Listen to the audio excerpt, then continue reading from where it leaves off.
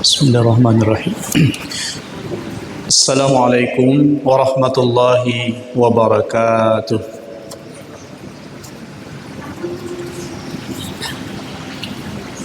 Alhamdulillahilladzi bini'matihi tatimmus shalihat.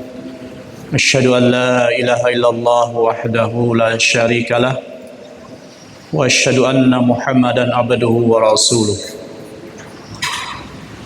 Allahumma shalli wa sallim wa barik ala nabiyyina Muhammadin wa ala alihi wa ashabihi wa man tabi'ahum bi ihsanin ila yaumil qiyamah. Ya ayyuhalladzina amanu taqullaha haqqa tuqatih wa la tamutunna illa wa antum muslimun. Amma ba'd, fa inna asdaqal hadithi kitabullah wa khairal hadi hadi Muhammadin sallallahu alaihi wasallam wa syarral umuri muhdatsatuha wa kullu muhdatsatin bid'ah wa kullu bid'atin dhalalah wa kullu dhalalatin finnar.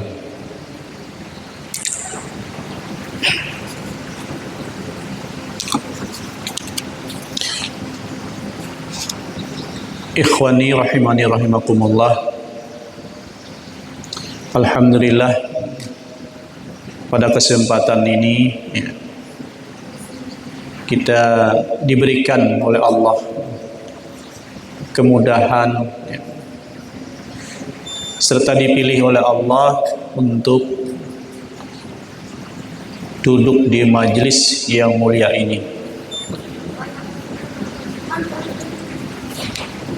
Dan kita juga bersyukur ya, di tengah-tengah ya, kesibukan duniawi ya, yang seakan-akan ya, tidak ada habis-habisnya ya, dari kita pagi-pagi sampai sore.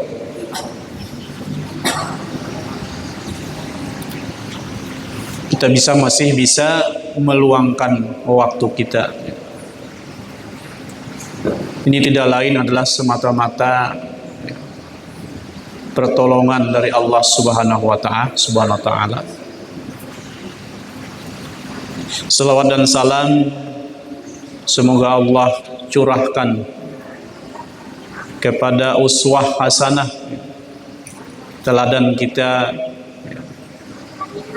yaitu Rasulullah SAW, keluarga, para sahabat, dan orang-orang yang setia meniti jalan sunnah beliau.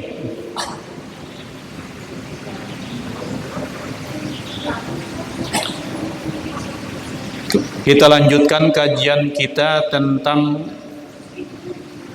manfaat ya, muhasabah ya,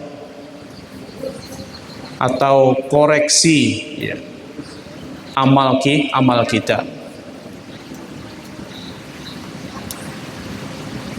Dan kita ini berada di akhir tahun, yaitu di bulan Zulhijjah ya, yang beberapa hari lagi ya, tahun 1447 Hijriah ini akan berakhir ya. Maka sangat relevan ya, yang kita kaji ini tentang muhasabah ya, ya.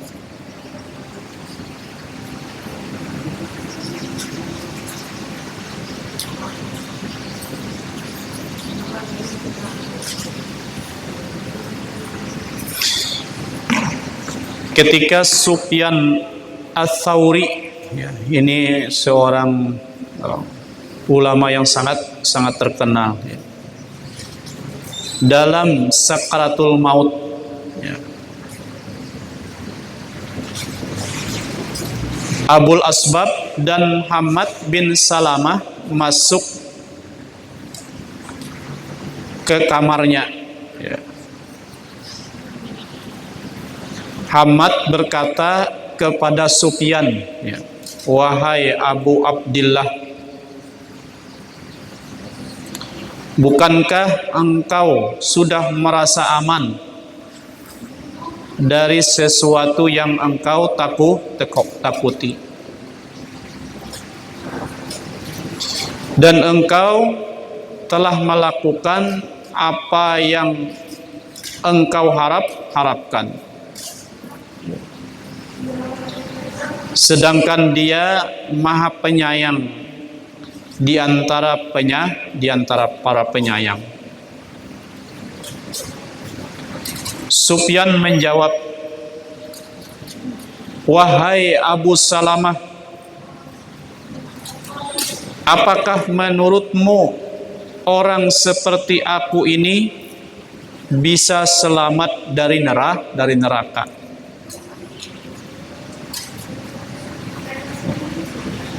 Ia menjawab,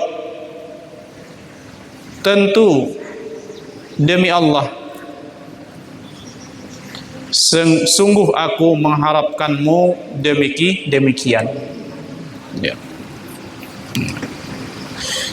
Terlihat, ya, di dalam dialog ini, ya, bahwa Abu Sufyan ini bermuhasabah, ya, yaitu tentang aib dirinya. Jadi muhasabah itu, ya, manfaatnya adalah agar kita mengetahui aib kita. Ya. Maka dengan kita mengetahui, ya, aib kita, maka kita bisa memperbaiki, ya, kesalahan, kehilapan, kekurangan diri kita di hadapan Allah Subhanahu wa taala,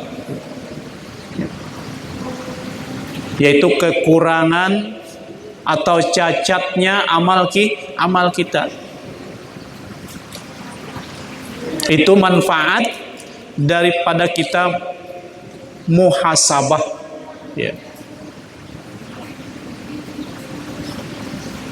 Artinya, ya, kalau kita tidak muhasabah, maka kita tidak mengetahui apa aib kita, ya. Ya. Bahkan muhasabahnya pun Sufyan Ats-Tsauri ini menjelang daripada sakaratul mautnya, masih bermuhasabah, masih melihat kekurangan di dirinya, ya.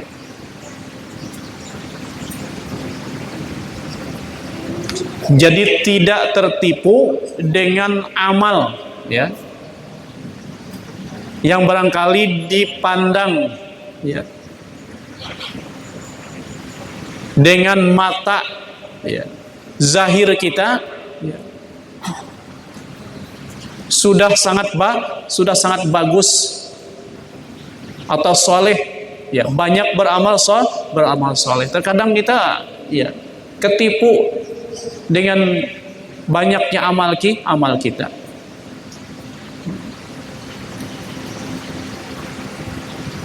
Kalau kita sendiri, kita tidak bisa menjamin, ya, tidak bisa menjamin, ya, bahwa kita akan selamat, ya.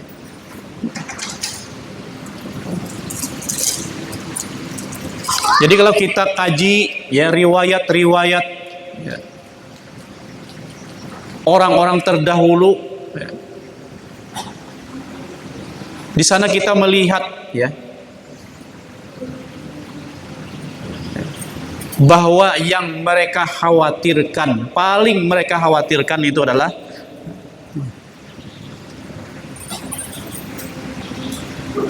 yaitu akhiratnya, ya.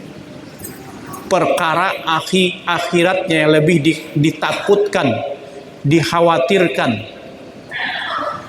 ya. Bukan dunia yang dikhawatirkan, tapi adalah akhirat, ya.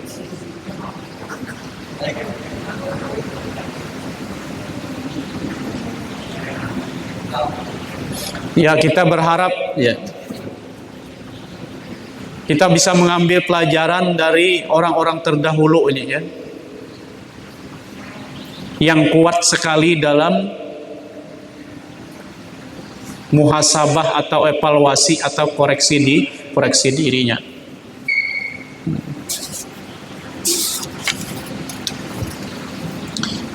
Kemudian Abu Zaid bercerita dari Muslim bin Sa'id Al-Wasiti dari Hamdan bin Ja'far bin Zaid bahwasanya ayahnya bercerita, kami keluar dari kota Gaza menuju kota Kabul, ya. Di dalam rombongan itu ada Silah bin Ayyam, ya, bin Asyam, ya, bin Asyam. Kemudian rombongan beristirahat di tengah malam, sholat lalu tidur. Ini di dalam musafir, ya, di dalam perjalanan. Gaza ini Palestina, ya. Kalau Kabul itu Pakistan, ya. Oh. Afghanistan, ya. Ya, Afghanistan. Oh. Dari Gaza ke Afghanistan. Artinya sudah lintas negara.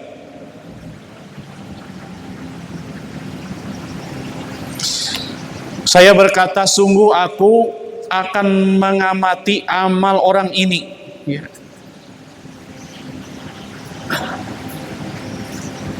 Ketika orang-orang terlelap, aku berkata, ya, aku pura-pura tidur, ya.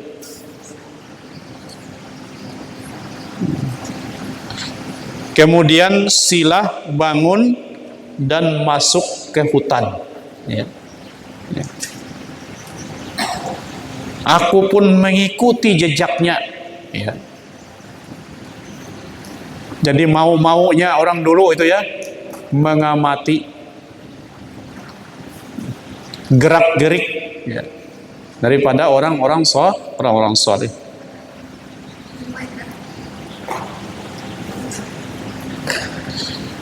Aku pun mengikuti jejaknya, kemudian ia berwudu dan sholat. Ya. Ini kisahnya, ya. Ini sanadnya nih banyak nih, ya. Ya, berarti sahih riwayatnya. Tiba-tiba datanglah seekor singa mendekat. Ya. Binatang buas, ya. Aku segera memanjat pohon. Nah, orang yang membuntuti tadi, ya, yang awalnya pura-pura tidur, ya, dia melihat singa, ya. Aku segera memanjat pohon. Singa itu kemudian menengok dan melihat Silah, ya.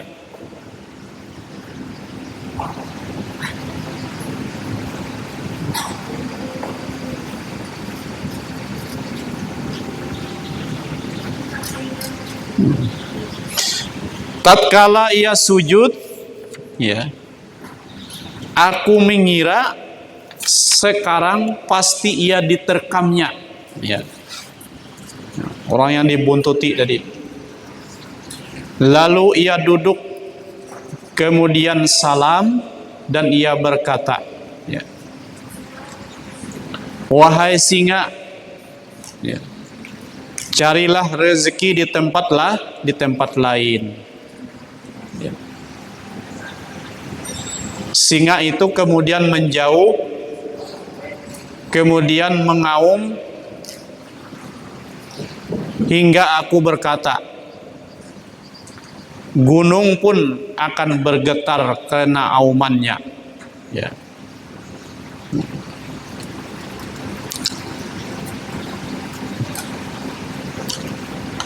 Lalu Silah melanjutkan salatnya hingga menjelang subuh.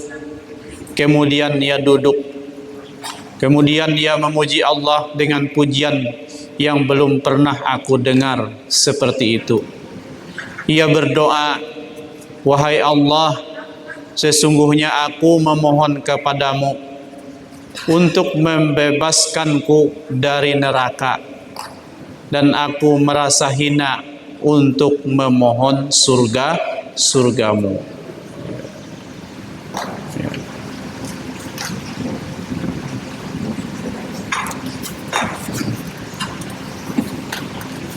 Jadi dari kisah ini, ya, bagaimana orang soleh tadi, ya, tidak takut, ya, dengan keselamatan raga, ya, raganya, ya, yaitu berhadapan dengan singa yang mendekat tadi, siap untuk menerkam. Dengan enteng dia berdialog, ya, ya, agar singa itu mencari rezeki, artinya tidak memangsa dia, ya. Silahkan cari rezeki lain.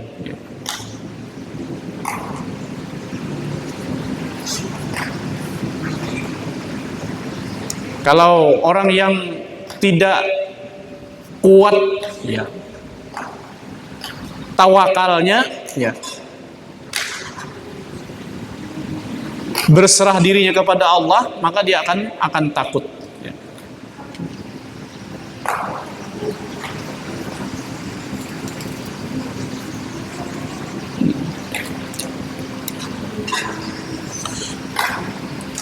Makanya masih saja, ya, di kisah ini, yaitu muhasabahnya, ya,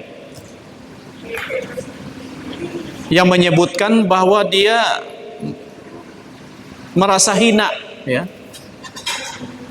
merasa hina, ya, untuk memohon surga, ya.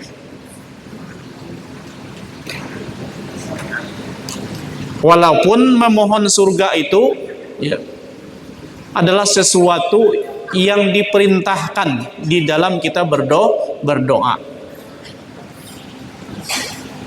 Bahkan Nabi itu menganjurkan kalau kita, ya, minta surga itu, mintalah surga yang tertinggi. Apa surga yang tertinggi? Yaitu surga Firdaus. Allahumma inni as'alukal jannatal firdaus, ya, bi ghairi hisab wala azab.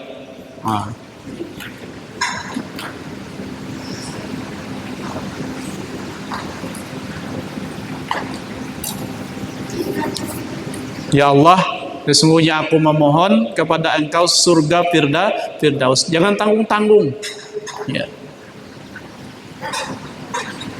tapi surga yang tertinggi, itu yang kita diperintahkan untuk meminta atau memohonnya.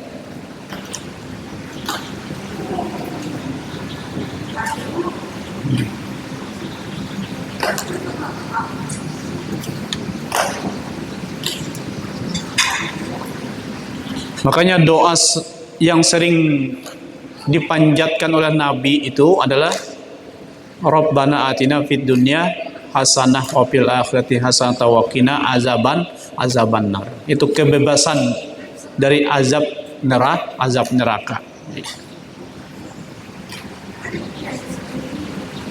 Jadi tidak ada keberuntungan kalau orang itu dibebaskan dari api neraka dan dimasukkan di dalam surga.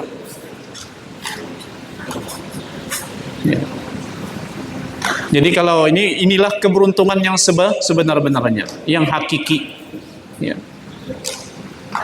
Makanya istirahat orang mukmin itu bukan ketika dia istirahat, ya, meninggal dunia, ya, mati. Kan ada orang kan mengantarkan ke peristirahatan terakhir.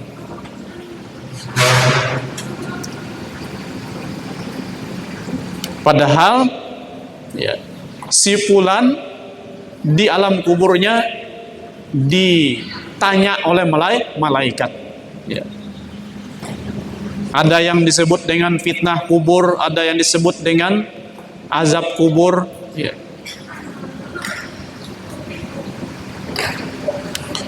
Bahkan kuburan itu akan menghimpit. Ya.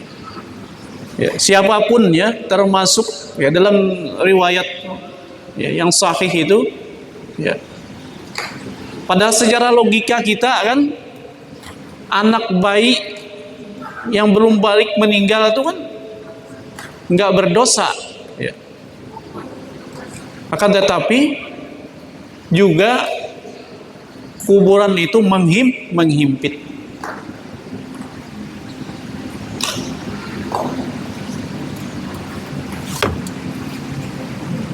Makanya dalam suatu riwayat Nabi itu banyak bertasbih. Ya.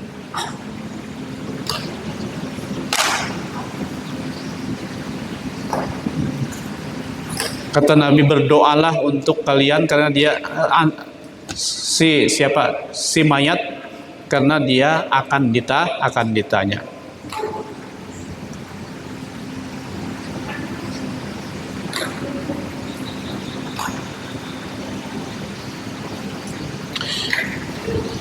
Kemudian ia kembali dan memasuki waktu pagi, seolah-olah ia ikut bersama yang lain. Dan aku mengambil pelajaran dari seorang alim seperti ia. Ya.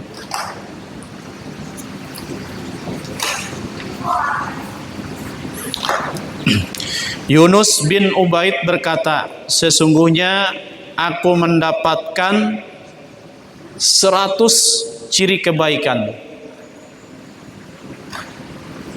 Ya.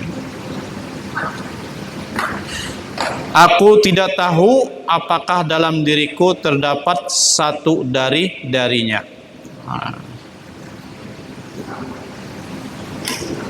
Jadi dia melihat, ya, yang memandang kebaikan orang lain, ya.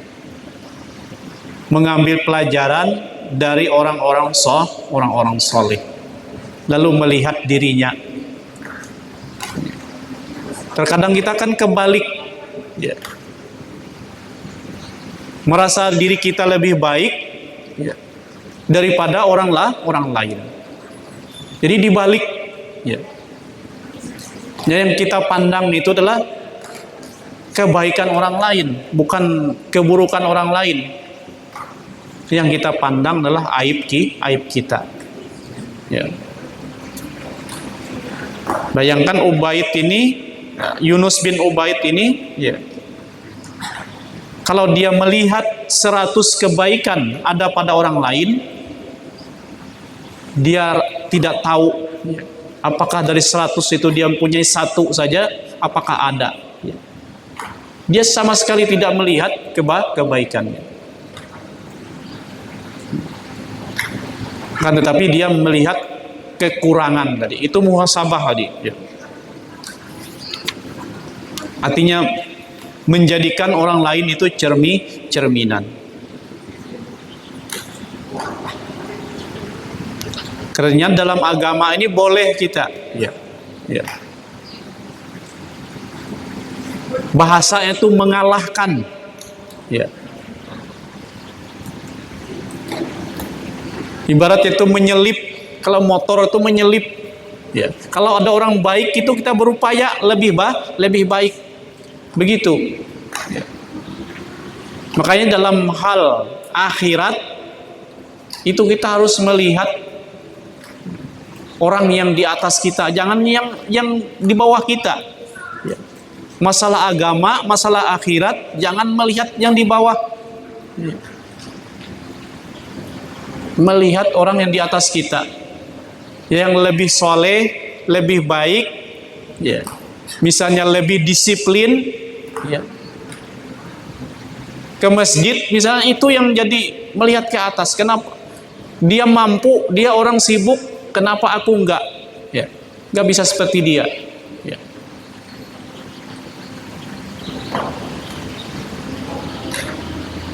Barangkali kita beda-beda kesibukan, tapi ada orang yang sibuk, ya.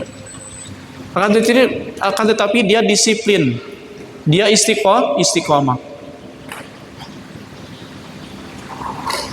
Ada orang yang kurang sehat, tapi rajin ibadah.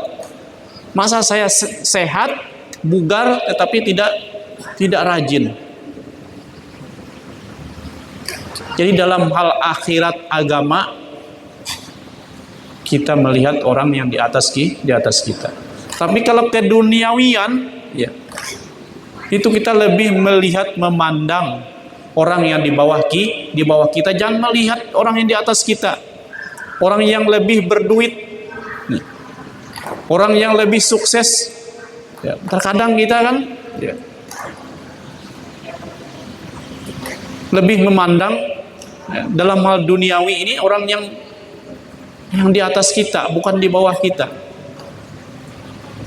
Inilah yang menyebabkan kalau kita memandang di atas kita dalam keduniawian, maka kita menjadi orang yang tidak bersyukur. Masih banyak orang yang di bawah kita. Masih banyak orang yang menderita lebih daripada kita.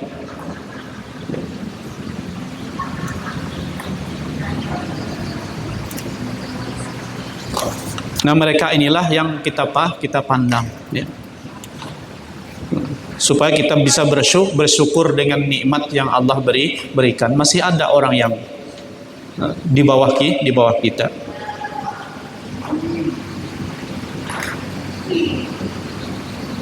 Nah, ini yang populer, ya. Muhammad bin Wasi berkata, seandainya dosa memiliki bau, tentu tak seorang pun yang kuat duduk bersamaku.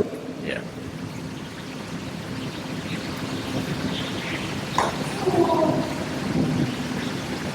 Pada orang soleh, orang alim, ya, ahli ibadah, ya, melihat aibnya, melihat dosa-dosanya.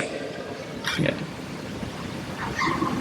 Tapi memang ini perumpamaan, ya. Seandainya dosa itu ada baunya, ya, dia merasa muhasabah bahwa dirinya banyak dosa, baunya luar biasa, ya, maka tidak ada orang yang mau dekat duduk bersamaku. Ini bentuk daripada muhasabah, melihat aib, ya, agar kita bisa melihat kekurangan.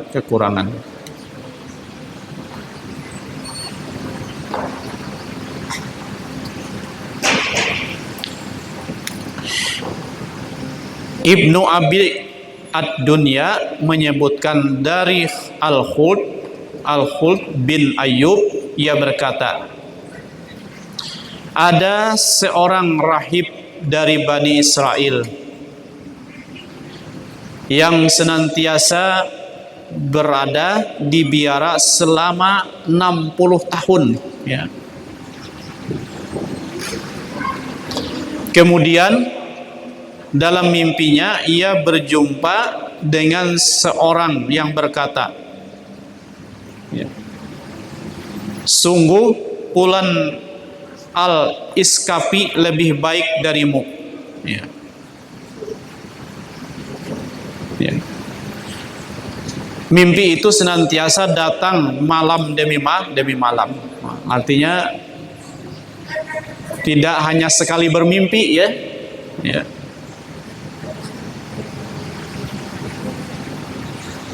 Jadi ada orang yang berkata bahwa si Fulan itu lebih baik dari dirimu. Padahal 60 tahun dia, ya, beribadah di biaranya.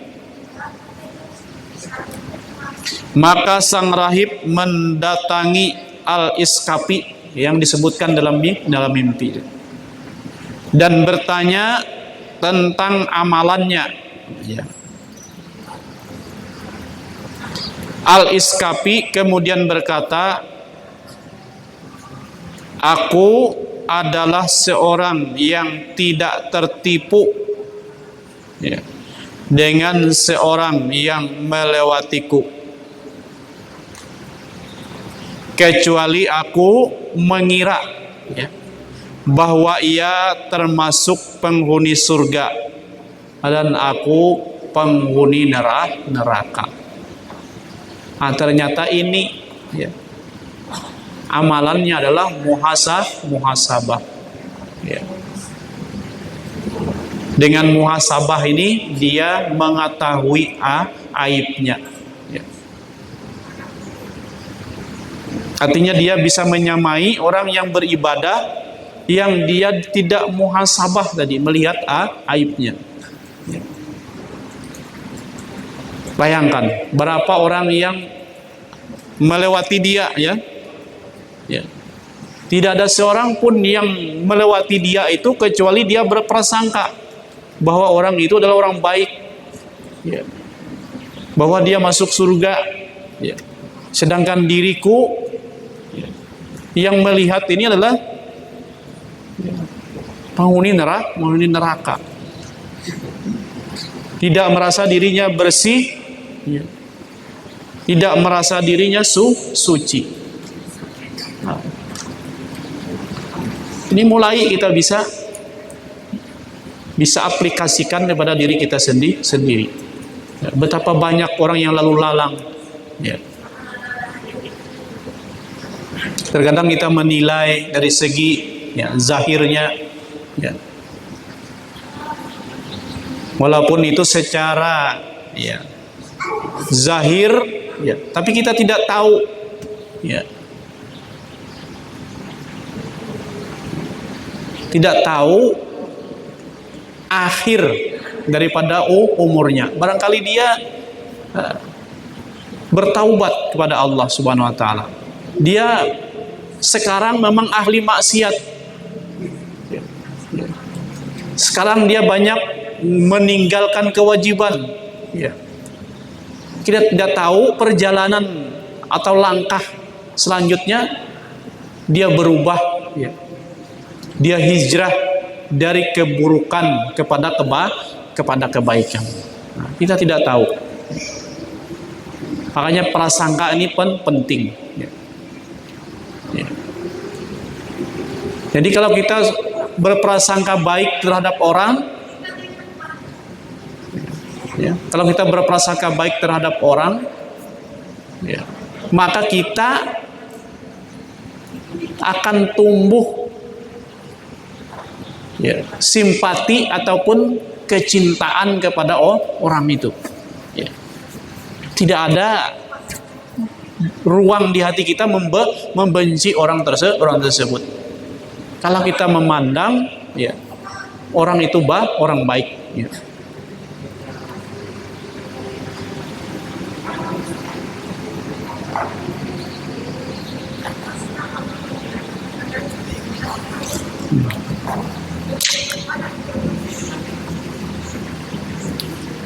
Pernah suatu ketika Daud At-Tai diceritakan di hadapan sebagian para raja. sehingga mereka memujinya. Ya. Maka ia berkata, seandainya manusia mengetahui sebagian apa yang ada pada kami, tentu tidak sepatah pun lisan yang menyebutkan kebaikan kami selamanya.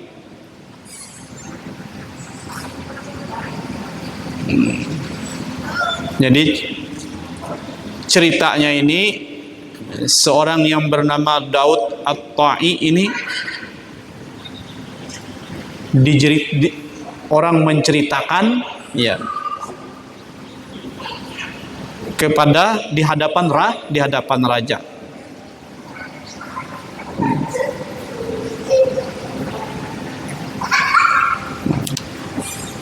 Dan orang memuji-mujinya ya. Ya. Akan tetapi Daud At-Ta'i ini berkata, seandainya manusia mengetahui sebagian apa yang ada pada kami, tentu tidak sepatah lisan menyebutkan kebaikan kami. Ya. Ya. Kalau kita akan bangga, apalagi di hadapan raja, dielu-elu, dipuji-puji, disanjung-sanjung, senang tidak? Ya. Bahkan itu yang kita harapkan.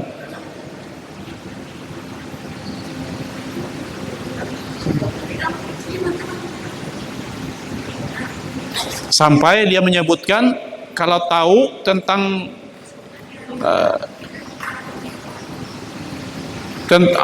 yang tidak ada kebaikan. Makanya tidak ada satu kebaikan pun yang disebut kalau dia tahu tentang kami. Ini kuatnya muhasabahnya.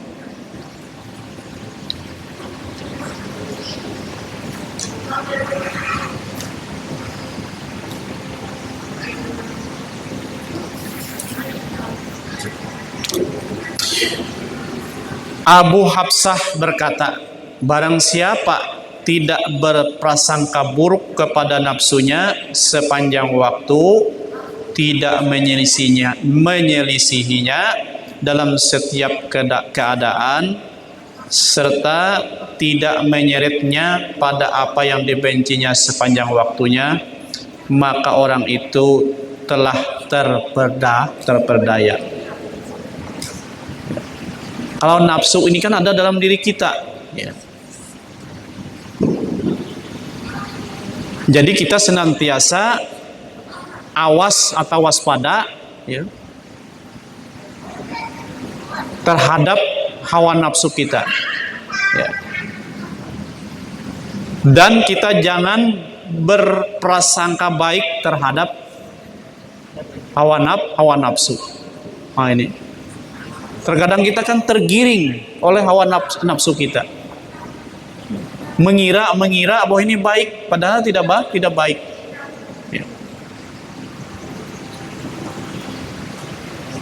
Dan apa yang digiring oleh hawa nafsu ini, yang dituruti oleh hawa nafsu ini, ya, hendaklah kita membencinya atau menyelisihinya. Ya. Hendaklah kita perang, ya. Ya. Dan kita yang menundukkan bisikan itu ya.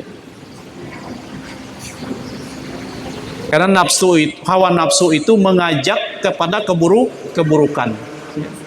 Jadi jangan ikuti ajakan hawa nafsu ya. Bukannya dicintai, akan tetapi dibenci.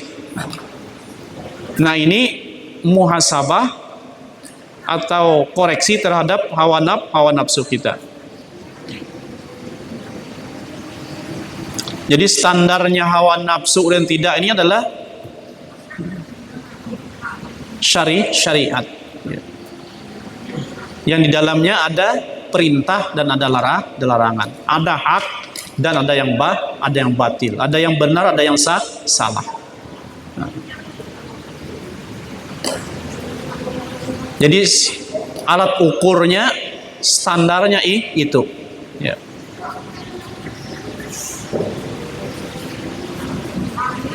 Jadi tidak boleh kita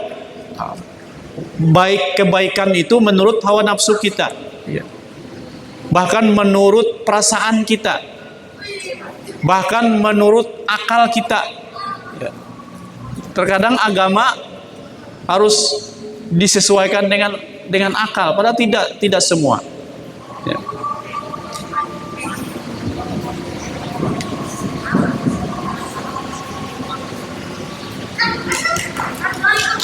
Ya, terakhir, dan barang siapa melihat kepada nafsunya dan menganggap baik sesuatu darinya, maka sesuatu itu telah menghancurkannya. Jadi ternyata hawa nafsu itu, kalau kita tidak menguasainya, menundukkannya, maka dia yang akan menghancurkan kita. Subhanakallah wa bihamdika asyhadu an la ilaha illa anta astaghfiruka wa atubu ilaik. Wallahu a'lam bissawab. Assalamualaikum warahmatullahi wabarakatuh.